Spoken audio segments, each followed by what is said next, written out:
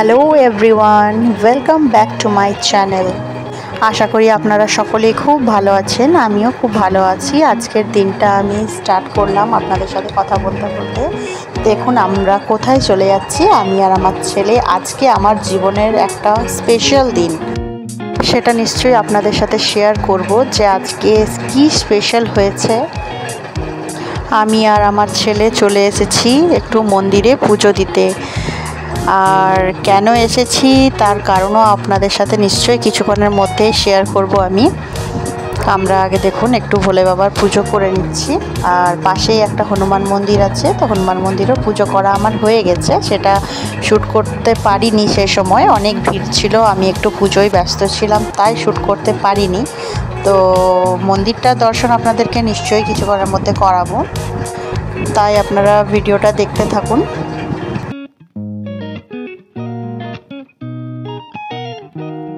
আমি কয়েকদিন ধরেই ভাবছিলাম, আমি আর আমার ছেলেও বলছিল মা চলো একটু হনুমানজির পুজো দিয়ে আসবো, কিন্তু আসতে পারছিলাম না, একটু ব্যস্ত হয়ে গেছিলাম। তাই তো আজকে টাইম বের করে আমরা চলে এসেছি ফাইনালি। এই মন্দিরটা ছোটোর মধ্যে বানানো হয়েছে, কিন্তু খুব সুন্দর। ভেতরে সমস্ত ঠাকুর আছে, আপনাদেরকে দেখাবার চেষ্টা করব একটু পরে।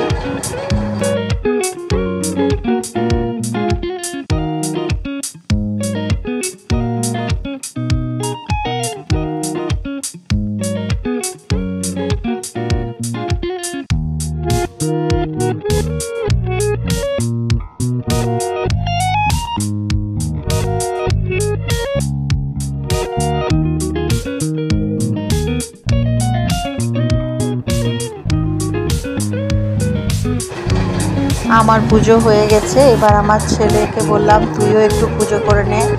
আজকে দেখুন আপনাদেরকে বলেছিলাম দর্শন করাবো। এই দেখুন মা দুর্গা, ভোলে বাবা আর গণেশজি। এদিকেও দেখুন গণেশজি আছে, এদিকেও মায়ের মূর্তি ছিল। সেই দেখুন একটু শিব ঠাকুরকেও দর্শন করিয়ে দিই আপনাদেরকে।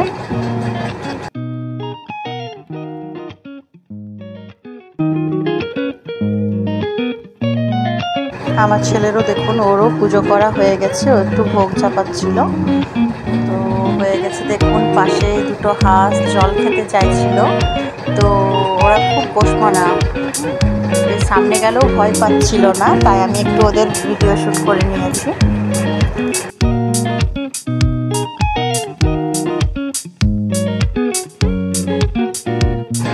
আমার আর আমার ছেলের শিব মন্দিরে পুজো করা হয়ে গেছে। এই দেখুন এটা হচ্ছে হনুমান মন্দির, এখানে আমরা আগেই পুজো করে ফেলেছি, তো সেটা একটু ভিডিও করা হয়নি, আপনাদের সাথে শেয়ার করতে পারিনি। কিন্তু দেখুন আমি একটু হনুমানজিকে আপনাদের সাথে শেয়ার করব, একটু আপনারাও দর্শন করে নিন।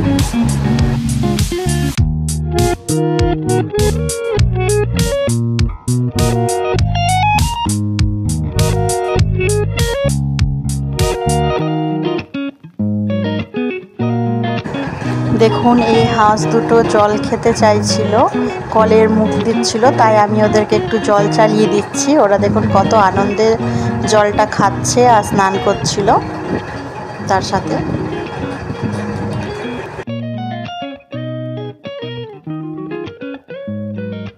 এবার আমরা বাড়ি চলে যাচ্ছি। দেখুন বাড়ি যাওয়ার রাস্তাতেও একটা হনুমানজির মন্দির আছে, ওটাও একটু দেখিয়ে দিলাম।